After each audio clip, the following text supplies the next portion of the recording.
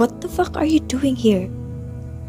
Inis na tanong ni Lucas kay Cassidy nang maabutan niya ito sa loob ng kanyang pamamahay. Kumukulo ang dugo niya sa babaeng ito dahil pinagsalitaan nito ng masama si Yana. Kung wala nga sila sa harap ng maraming tao, baka nasaktan niya na ito. Sa tingin mo magugustuhan siya ni Tita Luciana? Wake up, Lucas! Hindi kayo bagay! Agad na nagpanting ang kanyang tenga sa narinig. The hell I care! Sasabihin mo kay mom? Then go! Gusto mo samahan pa kita? Hindi niya naman talaga gusto si Cassidy. Nakipagrelasyon lang siya dito dahil sa kanyang ina. That girl? I'm sure she only wants your money. At ang layo ng agwat niyo sa isa't isa. Hindi siya bagay maging isang Delfero. Si Cassidy na ata ang pinakadesperadang babae na nakilala niya. She's the girl I want to marry, and no one can stop me. Not you, not my mom, and not my fucking family. She's more better than you, Cassidy. Ang pinakaayaw niya sa lahat ay kinokontrol ang buhay niya. Lumapit ito sa kanya at agad siyang niyakap. Hindi niya alam ang rason kung bakit babaliw na baliw ang babaeng ito sa kanya. Mabilis niya itong itinulak. Leave and don't you ever come back. And I'm warning you, wag na wag mong gagalawin si Yana. Kapag nasaktan siya ng dahil sa'yo, I will never hesitate to kill you. Dahil sa takot ay nagmamarsyang itong naglakad palapit sa pinto ng kanyang mansyon. Akin ka lang, Lucas. Akin ka lang. Huling mga salitang iniwan nito bago tuluyang umalis. Fuck! Pinagbalabagan niya ang kanyang mga gamit sa kwarto. Ganon talaga siya kapag nagagalit. Hindi niya nakokontrol ang sarili. Ngunit sa tuwing nakikita at nakakasama niya si Yana, lagi siyang kalmado. Ito lang rin ang nagpaparamdam sa kanya ng sobrang kasiyahan. Ate Yana, sumweldo ka na ba? Kailangan ko kasi ng pera eh. Sabi ng kapatid niyang si Miles. Ang kapatid niyang hindi naman pinagbubuti ang pag-aaral at puro pagbo-boyfriend lang ang inaatupag. Wala. Hindi niya na natapos ang sasabihin dahil pabagsak na binitawan ng kanyang nanay ang kutsara at tinidor. Maaga itong umuwi dahil panalo sa sugal. Nagdadamot ka na naman? Alam mo namang kailangan ng kapatid mo eh. Sigaw nito sa kanya. Pagtingin niya kay Miles, nakangiti lang ito. Mukhang tuwang-tuwa pa na pinapagalitan siya ng kanilang nanay. Si Mia ay nag-aalalang nakatingin sa kanya. Napatigil ang lahat sa pagkain at napatayo. Kahit kailan ate ang damot mo, palibhasa, feel na feel mong may gusto sa'yo yung boss mo. Sabi pa nito. Hindi niya napigilan ang emosyon kaya tinapunan niya ito ng isang basong tubig. Wala kang karapatan na magsalita na ako ng ganyan. Bakit? Sino ba ang maharot at malandi sa ating dalawa? Di ba ikaw? Punong-puno na siya sa mga ito. Natahimik at tila natamaan sa sinabi niya. Nagulat siya nang sampalin ng kanyang nanay. Malakas iyon at rinig ang tunog. Halos tumabingi na nga ang kanyang pisngi. Sanay na siya, lagi naman siyang mali eh. Kahit kailan wala kang kwenta, Yana. Nagmamalaki ka na ngayon ha. Ang kapal na mukha mo para gawin yun sa kapatid mo. Wala kang utang na loob. Nagulat siya sa sinabi nito. Hindi niya inaasahan iyon. Nay, ano bang sinasabi niyo? Sabi ng kapatid niyang si Mia na umiiyak na. Si Miles naman ay tahimik pero pakiramdam niya may alam ito at merong hindi sinasabi sa kanya. Tumahimik ka, Mia. Galit pang sigaw ng nanay niya.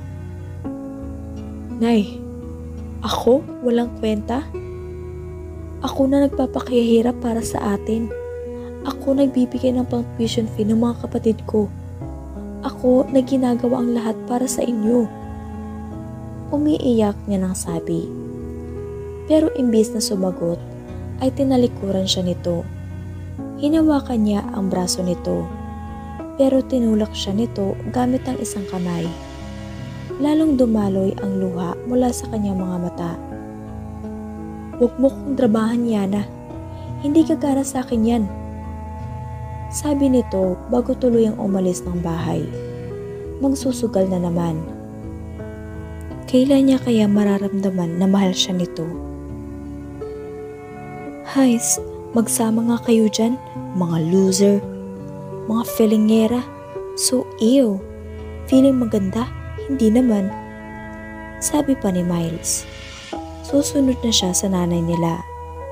Ito ang pinaka-close sa kanilang ina. Maglalakad na sana ito paalis, pero hinila niya ang buhok nito. Ano ba? Sigaw pa nito sa kanya. Kahit kailan, hindi siya nito pinakitunguhan ng maayos. Anong problema mo sa akin, ha? Miles, wala akong ginagawa sa'yo. Bakit ba ang init-init ng dugo mo sa akin? Tinanggal nito ang kamay niya at matapang siyang hinarap. Dahil bida-bida ka, lagi kang nagmamagaling. Napaka-epal mo, kaya laging nakatuon ang atensyon nila sa'yo. Lagi tayong pinagkukumpara. Sigaw nito sa kanya. Ate Miles, huwag mong ganyanin si ate. Huwag kang makialam dito, Mia. Dahil pikang-pika na siya dito, mabilis niyang kinuha ang kanyang bag at tinapunan ito ng pera sa mukha. O ayan, pera, kailangan mo. Pero last na yan. Sa susunod, ikaw na bahala sa pag-aaral mo. Galit niyang sigaw. Ate Yana. Pagtawag sa kanya ni Mia. Dahil nakakuha na ng pera, umalis na ang kanyang kapatid. Lumapit na lang siya kay Mia at niyakap ito. Sabay nilang niligpit ang pinagkainan. Tara, labas tayo. Pag-aaya niya dito. Inaayos na nila ang mga pinggan. Sila lang naman lagi ang nagdadamayan. Si Mia ang karamay niya sa lahat ng oras. Ate Yana, sabi nito habang yakap siya, umiiyak. Hinaplos-haplos niya na lang buhok nito dahil ayaw niya nang makaiyak pa. Pinapangako niya sa sarili na hinding-hindi na siya iiyak pa. Tahan na, magiging maayos din ang lahat. Sabi niya rito at ngumiti. Hinaplos niya rin ang mukha nito at muli itong niyakap. Tara, tabi tayong matulog. Kaya napangiti na lang rin ito. Kinabukasan, aba sino yan? Sabi ng isang tsismosang kapitbahay. Aba ewan ko, mukhang bisita nila Melba. Baka yung boss ni Yana. Sagot pa ng isa. Ganto talaga ang mga ito kapag may dayo sa lugar. Araw ng linggo, kaya naisipan ni Lucas bisitahin si Yana sa bahay nito at yayain niya lumabas. Hindi kasi ito sumasagot sa text at tawag niya buong gabi. Gusto niya ring malaman kung okay lang ito. Lucas, anong ginagawa mo dito? Gulat nitong tanong nang makita siya. Niyakap niya lang ito. Kung siya lang ang masusunod, aalisin niya si Yana sa lugar na iyon. I miss you, baby. Bulong niya sa tenga nito. I miss you din, pero hindi ka na dapat pumunta dito. Napangiti na lang siya sa sinabi nito. Ate, may bisita ka pala. Hello po. Bati sa kanya ng isang babae. Mahinhin ito at syempre kasing ganda ni Yana. Si Mia pala, kapatid ko. Kaya pala parehas ang mga itong maganda. Kayo ba ang boss ng ate ko? Tanong nito. kaya lalo siyang napangiti. Hindi, ako ang boyfriend ng ate mo. Kaya agad siyang kinurot ni Yana sa bewang. Yayayain niyo ba siya lumabas? Tamang-tama po, wala rin naman po siyang gagawin dito sa bahay. Nakakatuwa talaga ito, manang-mana sa ate. Si Yana naman ay mamula-mula na ang pisngi. Baby, paano ba yan? Pumayag ng kapatid mo na ilabas kita. Ngiti niyang sabi. Nasa labas na sila ng bahay pero natigil ang kasiyahan nang bumaba ang isang babae. Aba Yana, may bisita ka pala. Kilala niya ito. Ito ang nagbibigay ng pasakit sa mahal niya. Ang laging nagpapahirap kay Yana. Kaya sumiklab ang kanyang galit. Pinigil niya lang iyon. Nay, boss ko po. Hindi niya maintindihan kung bakit kailangan pa itong galangin. Gayong hindi naman ito kagalang-galang. Napakawalang kwenta. Dapat ito ang gumagawa ng mga ginagawa ni Yana. At alam niyang mukha rin itong pera.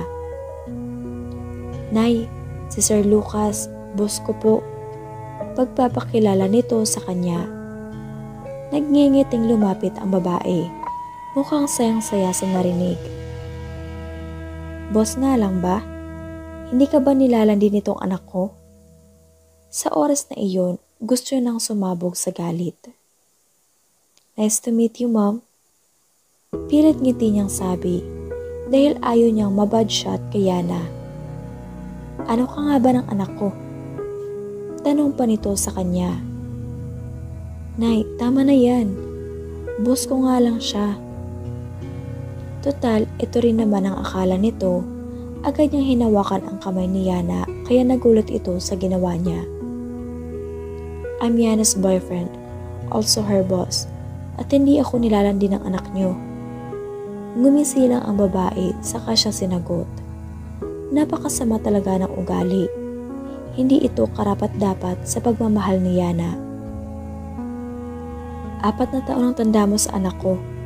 Siguro nga ikaw ang nag-take advantage sa kanya. Boss ka niya, magagawa mo ang lahat ng gusto mo. Sabi pa nito.